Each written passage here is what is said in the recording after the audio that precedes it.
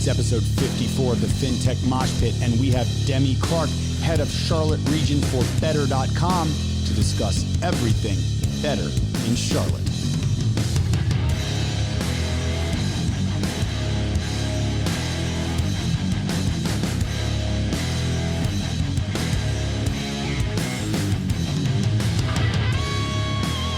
That's right, folks.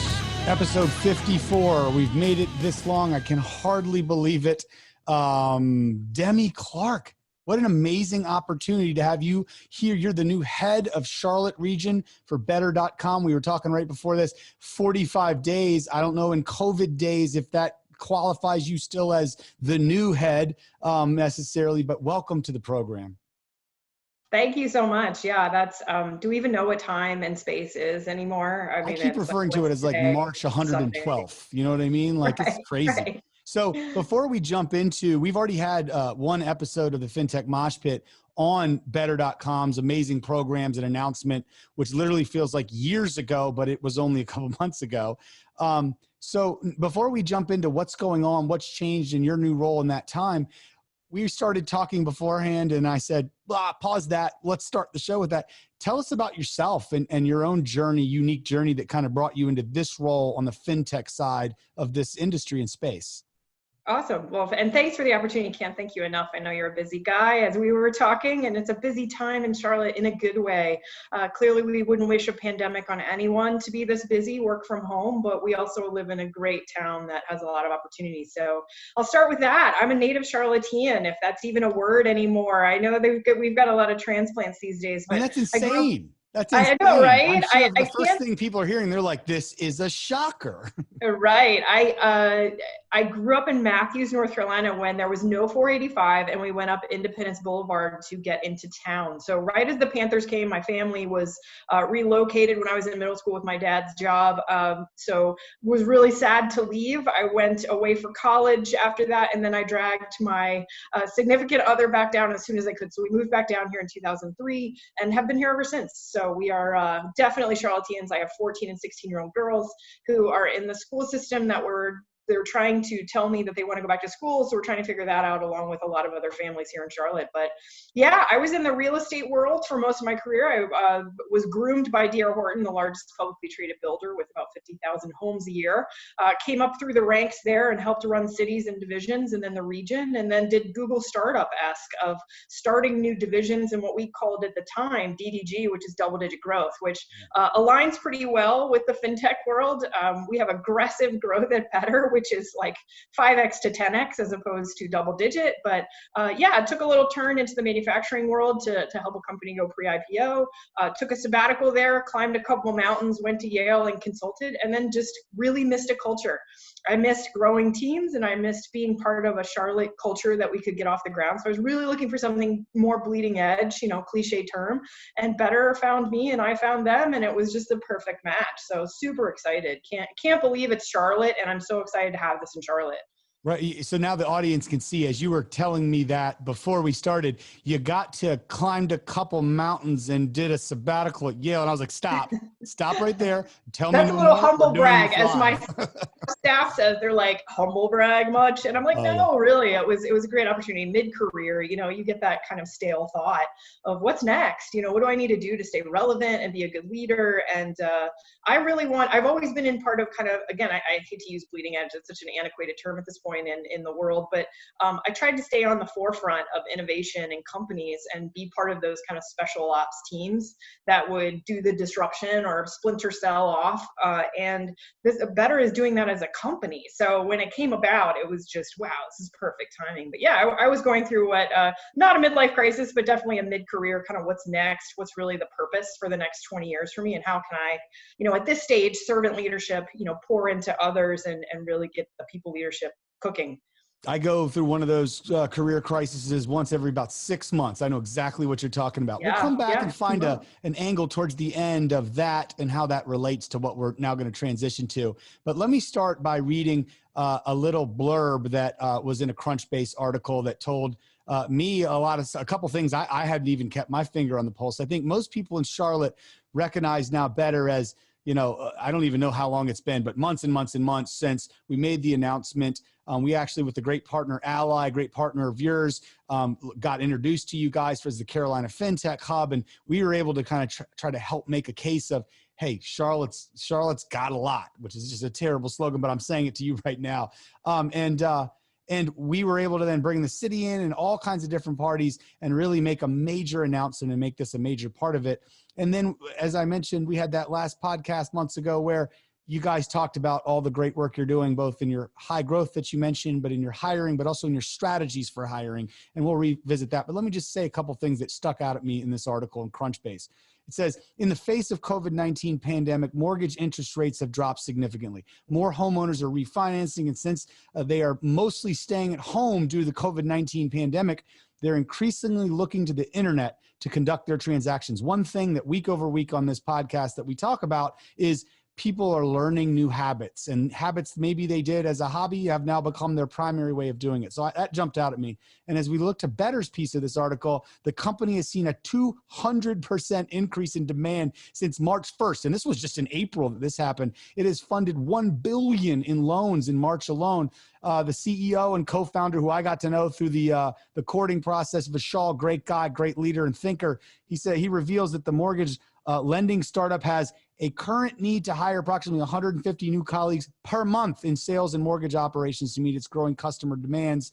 And then it's looking to hire 1,000 people, he added, as more homeowners come online for their needs. So the last piece of this, as everyone probably knows, is that anticipated continued demand. The company has launched an aggressive hiring push towards targeting laid off hospitality workers in the NYC area, Charlotte, North Carolina, and Orange County, California. So I guess the question to you, as that kind of premise is laid, is for the business-minded folks that watch this show and kind of looking for the angles, there's so much to unpack there. There's the market and the demand, what's happening to fintech and digital, what's happening to mortgage, what's happening to home ownership, and then the angles of affordable housing and needs, and then hiring of companies with areas that have a need to hire are few and far between, but those that do, that are focusing on an industry like hospitality and tourism so impacted. Which one of those angles would you like to address? Oh, that's such a good question. And yeah, you're right. Anyone who knows me in Charlotte, and I've been around a hot minute, so I know a bunch of people in the industry, is I like to give Braveheart speeches. I'm the one that'll stand on the wall and say, how are we going to do this? Go! And I do that here better. And yes, like even me, every day I come in and I'm like, holy cow, like we have so many positive things in the midst of a really trying time in our economy, our nation, our culture, our society. We've got a lot of good stuff going on. And that's not just PR speak. I think that's the best part is I'm a pretty authentic, transparent person. And what you said about Vishal is very true. We all echo what he says. He's an amazing leader. Everything you read about him, he speaks truth constantly. And I think that's refreshing for the industry. And that's why you have this, I call it obsessive internal culture and customer experience. It is my job to make sure that our internal customer experience is good. With the 415 people on staff, that to your point on when you talked last, we started in Charlotte in August of 2019, kicking off with the Ally partnership. That was with 4 people migrating over. And now we're at headcount, and I say headcount nicely. It's just because we have a lot of business folks on this podcast. We have team members at a count of 415 as of August 4th, committed. Let me pause you there. On staff. Having done this myself several times in previous lives and grown teams from scratch, from 1 person to 100 in a matter of a short period of time, that's awesome. It's a great news story. But let me just ask you, like, that's challenging too. Like going that fast, I mean, to weave in the culture that I know exists as I got to know it, but also the uniqueness of the Charlotte environment and culture that you have to weave into there. Like, what jumps to your mind as I ask the question, what's been your biggest challenge or lesson learned or thing you guys think you've done well, or maybe could have done a little better? Yeah, well, and we're just backing up one thing, because you said 1 billion in loans, and you're right. This is how fast our market changes, and the online appetite is there. Is now we're funding 2 billion in loans. I was going to say, that was 2 April, billion. way back just then. add another billion in there, anymore. a couple months later. And I say that with love. Like that means a lot of homeowners purchase and refi that we have been able to take care of. So we do, to the obsessive culture, we are obsessive about customer service, thanks to Vishal and his vision vision pushing down to us of saying like, you got to believe in this or you really don't fit here, of taking care of our customers externally and then our internal customers who are our team members. So I love that it's internal and external. And so, yeah, it is challenging. Most of us who have been senior leaders or have gone through the financial downturn, I remember those days of contracting and expanding and then going back to double-digit growth, hanging up the shingles and saying, okay, we're going to double the size of our staff from 50 to 100 in this fiscal year. We've gone from 4 to 415 in just under a year. So, our hiring statistics were back when you all talked up to 1,000 over 5 years. We're over halfway there in 1. So I know our projections to December, we're working on our campus right now. The challenges that come a part of that, here's the great news for us is that we're a business model that is fully online. We're not brick and mortar. So we didn't have to have that kind of a transition. Our staff was in WeWork here locally. In March, they did go home, much like every other company that was in Charlotte uptown. And we had to transition very quickly to a virtual model of training because of that aggressive hiring growth. How do we make sure that internal customer experience stays the same of they have to love better, they have to get into our vision, mission, goals, and then they have to be really good functionally at what they do in knowledge transfer and taking care of our customers. So we have a really intensive 6-week onboard for both sides, sales and mortgage ops. And a testament to it, because I just finished it. I was in the 6-2 hire class and went through the 6 weeks, the last 2 being workflow training, the first 4 being foundational and nesting. And it's phenomenal. And they did that. And that's the beauty of this company is how fast we can pivot. The dreaded pivot word is they did that from March to April, and we're able to start onboarding world-class, just best in class with our trainers as of April classes of 40 to 60 people at a clip. So I think there's the fact that we are very reactive to say, okay, task force this, okay, squad up, and how do we figure this out? Rather than saying, we'll wait 6 months and then be reactive to the market. We're already addressing things like, what is the future of work? What is that in Charlotte with childcare options? How do we take care of our mental health? So we have a workplace hospitality team who is, again, people that are out of Ritz-Carlton, former hospitality, very white glove service. And we're rolling out a white glove service to our employees as of August 5th. That include Airbnb online experiences, meditation, yoga, classes and fitness. So just because we can't convene, which is a big hallmark of our culture, is a really amazing in-person culture, we can still take for the foreseeable future and put this online and say, how do we take care of our team members? And that's a day-to-day thing. Hospitality workers have, it's not even arguable at this point, have been impacted probably more than almost anyone else. I've always had a mindset, having been a hospitality worker in high school and as I worked my way through college, I know exactly what that's all about. I know there are good ones, there are bad ones, but if you're a good one, you learn something that you cannot teach somebody else in another way. I guess my question to you guys is, I remember when this announcement was there, I was like, man, this could get legs. This could be important. Now that you've got a little time under your belt, and I realize that takes time to understand, how is that premise true? How are they performing in a pivot from maybe one world to another? And did some of those inherent skills transfer over? Yeah, to what you said, I was also a server in high school and college. I am pushing my daughters to have to do the same because you learn sales, you learn customer service, you learn grit and hustle and all those things to get your tips, so it's actually a phenomenal industry to get a start in or come out of, whether you were the white glove service, hospitality and hotels, or if you were, service industry, culture, a restaurant. It's a population that comes over very, very easily to us because, again, we hire attitude, we train skill. I didn't come up with that term. It's been used a lot lately in COVID world. And we have a very intensive hiring and recruiting process where they go through structured interviews and we look for grit, we look for hustle, we look for technical skills, but then we look for what is the team playership, et cetera. And so there's this amazing process they go through to get to us that I remember sitting in my 6-2 new hire class and saying, first I could be the parent of most of this class because they are a younger group. And I was floored at how smart they were, how the thoughtful, intuitive, solutions oriented they already were at 22 to 25 and saying, what's next? Put me at it. I want to help solve things. And we're a company that lives in the middle of the gray, rather than a more traditional company in any industry that looks of making black and white out of gray. That was the biggest learning curve for me, was to say, okay, this is a place that lives really well in the gray. We define what that gray is, and then we lean into it. And we say, okay, how can we not necessarily make black and white so there's a policy out of it, but how can we morph it so that we help change the industry, the customer experience, and our employees can get leadership development from that. So we hire not only hospitality, we're also looking at the college kids that are just getting out and saying, what's out there for me? They could be a history major and just having no options. And again, if they want something new, they want to like boots on the ground from the ground up, get trained and onboard into a company that clearly has aggressive growth, to keep using the aggressive word, but also have paths within. That's my biggest coach up right now, is telling folks, hey, listen, we don't have this lateral hierarchy. It's not. And that's the beauty of a fintech, right? Or really a tech company, is that there's all of these departments that are yet to be formed, that if you task for something or you own something and say, I want to solve this, you very well could someday create a department out of that. So it's very attractive to that population of saying, hey, I am grit, I am hustle, I am the very, walking person of determination. So how can I apply that? A company's just got to take a chance on me.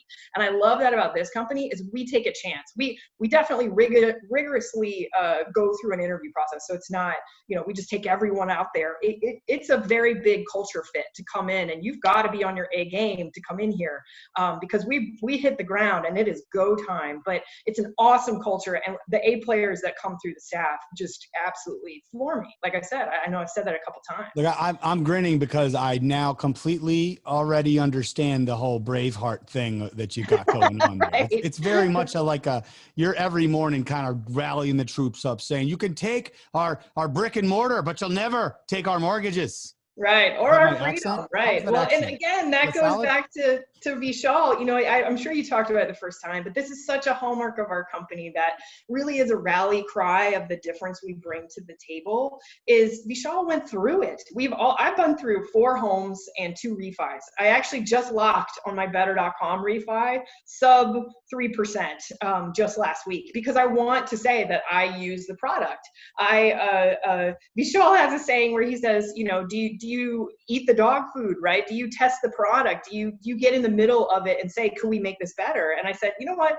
Brilliant. You've done it. Many of our leaders have done it. I've got to do it myself. And P.S., it's just a good time to do it. And many of our employees do it. They're all going through it right now. But knowing that he did this, why he started the company was because he went through this process, worked for a bank. He and his wife were bankers, and went through this just super antiquated supply chain style, middlemen, fees, originations, commissions, things that just didn't make sense. Faxing things from Kinko's. I heard the story. It's great. And that dates you in time, right? Of saying you fax something from Kinko's, and just trip after trip to the bank, with busy people, and actually lost out in New York on the offer. And so he used the money that was going to be his down payment to start the company. That right there, and he still leads it today. Here we are, 4 or 6 years later, and he's just as passionate about it today as he was then, of saying, we have got to provide to every single American the access to equity and home ownership that may not have been applicable to them or available to them, quite frankly, even though the laws protect it and say it should be. So that is something that is a hallmark to us, of saying, where can we be? How can we be more diverse and inclusive in our internal population, and then also our access to funding out in the world? And I think right now that's more relevant than ever. I mean, we have homeowner sheltering in place.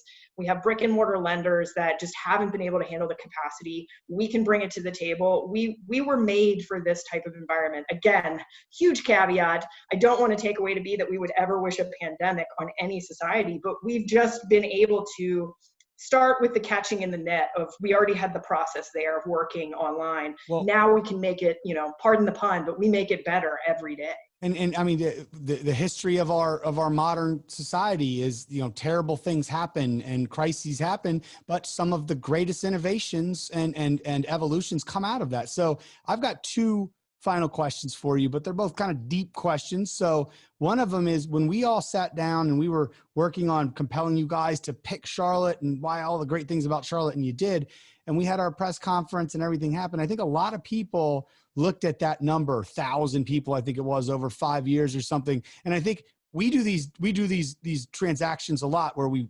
recruit companies in, and then they say, here's how many I'm going to do, and here's my goal statement for the longer term. I think there was a lot of people that said, well, that's a big number, and I don't think that's it. What I guess my first of two questions is, I think a lot of people, when they see this and they see exactly how far you've gone already in such a short period of time, I think you just said earlier, halfway through that goal. What do you attribute that to? I kind of had a hunch that could happen, and then COVID happened, and I was like, man, this is the best time of all. Was it a series of events that occurred that made that happen, that were out of your control, or was that always kind of, you guys knew that was going to happen? And then two, within there, how are you going to keep up with this massive demand moving forward? Sure. Great questions. To the first question, do we know? I am sure, again, 45 days in, armchair quarterback, I have seen the projections, and there was definitely conservative numbers put out there from the beginning on purpose, as every company would do, right? You don't want to have to go back and say, hey, we had to hold off. So absolutely. But was there this knowledge of how this pandemic would progress the number of refis, the number of people saying, hey, I want to possibly get out of the city and go and be in more of suburbia and actually look at owning my first home and building some equity and, again, kickstarting part of the economy? I don't think any of us knew that. So yes, our staggering growth is something that it can or can't be anxiety producing to some people looking at this, of like, wow, how is stability going to happen? But that's the beauty of us is, locally, we've got some really strong leaders. There's 27 strong leaders on the staff that have been in Charlotte. They have done this.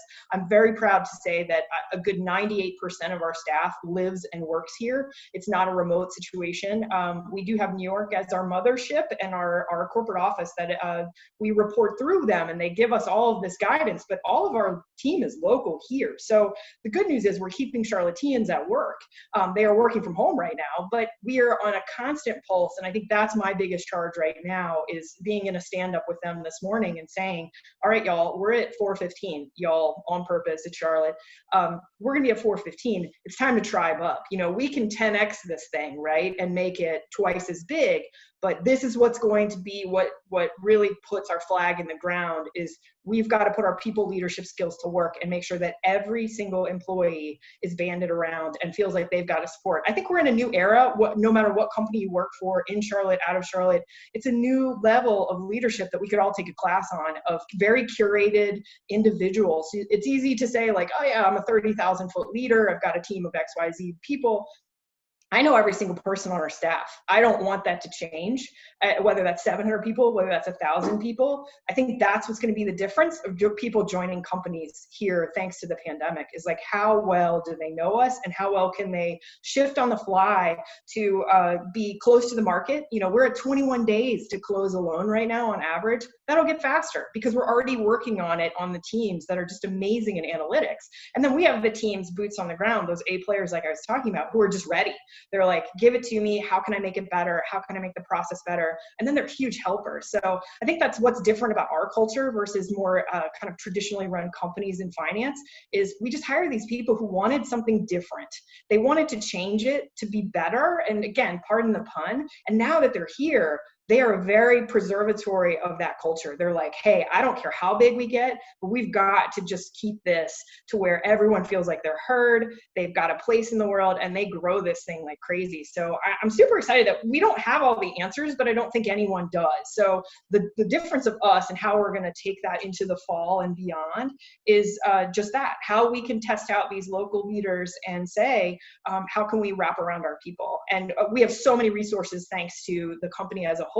Again, we have stipends, we have virtual health, We have productivity stipends to the tune of $500 right now of saying like, what do you need? Stand-up desk? Do you need something better in terms of lighting? I just got the light above me, blue light glasses that I'm wearing. So we really have to take care of our people right now. And I mean, that was even, and I'll finish with this because I know I'm getting a little too passionate and too long with this answer. We just had this conversation this morning of saying, do we need to talk to folks about taking 15-minute breaks of put it on your Google Calendar and just walk out of your office? It's to that level of minutia of taking care of our people, of saying we just don't want burnout. We don't want anyone to say that this isn't working for them just because we haven't given them a resource. If I know the hospitality worker mantra of the kind of people you would hire, while that is definitely needed, and I think we all need to think more and more about our mental health right now more than ever, I'll tell you that drive, that grit, that hunger, I call it that hunger, is they're not sitting there because they're like, I've got to sit here and do it. They're sitting here because they're looking to drive to an outcome and prove that this is what they can do, and they can do it better than anyone else given the opportunity. So I wish you luck in that part, but they're gonna that's why I love what you guys are doing with the hospitality workers. Final question. So I think that if you look at this and you step back to a really macro level and you look at Charlotte and North Carolina and our history, you go from a very agrarian, rural, tobacco-ish kind of place to we had a group of private sector people that partnered with public sector people, and they made this local banking environment in this world that was great, and they made decisions that stoked that fire. And then that group evolved, and they worked to make us a national and even a global element in banking and traditional finance. And now as the world evolves, I'm just betting that if we look back 20 years from now, we're going to view this period right now, COVID, the decade before it, certainly leading up to it, but usually kind of point to a time and say, this is where this happened. I think this is where traditional banking and its evolution to fintech, and I don't think we're exactly going to know. I'm not saying traditional banking is gone. I'm just saying, when did it go and people more commonly thought of, oh, it's a digital thing? I think the COVID time is probably that differentiator, that factor that's going to make it happen. I guess my question to you is, you guys are inextricably linked now with Charlotte's story in the future. Where do you think this industry goes in the future? And you've been on the physical building side of it. You've now been in this high growth moment of transition for it digitizing into fintech. What does the end customer, the consumer, what do their life experience look like 10 years from now? If we look back, that was the moment. Yeah, it's a great question. I wish I had a crystal ball, but what I know of what we think of in this company is we're always ahead of the curve of saying, what is the consumer expecting? And right now we're a very on-demand society. We're Instacart, we're Amazon Prime, we're getting it curated and delivered to our homes. Venmo did for banking and going out to that same hospitality crowd, the very thing that we're doing for mortgages, which is just making it less transaction-based, making it very on-demand, very quick, 21 days or less, especially on a refi, which could be less. And where can we take that? So we're already starting to strategize on what is that consumer, not even 10 years from now, next year, going to expect out of an online experience in lending. They're already giving us XYZ parts of information. How can we make the lifetime value of that consumer be in the better family? And yes, you'll see more in the coming months and years, but we are always going to be at the forefront of that because we've had the luxury and really good fortune of being at it right now. And we can make those kind of analytic decisions, but then also listen to your customers. Can't say that enough. We're pretty obsessive about that. We have really great ratings. We love that. Our Scotsman Guide scores are amazing on our MLOs and our loan consultants, and our net promoter scores. Our NPS is through the roof, and that's on purpose. We really focus on it so that we know what they need next. Well, I got to tell you, absolute pleasure to have you on. I cannot wait to stay in touch and see where this story goes. It's FinTech Mosh Pit, episode 54. Demi Clark, head of the Charlotte region, the new head of the Charlotte region for better.com. Demi, y'all keep up that amazing growth here in our backyard, all right?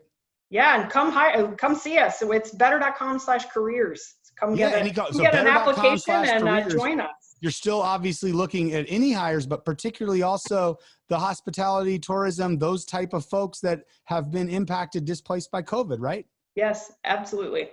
Awesome. Well, find me on LinkedIn or better.com/careers. Awesome. We will do that. They'll find you there. If you can't find her, you come and find me on MySpace and I'll direct you to her. Demi, thank you for joining us. Good luck. Thank you.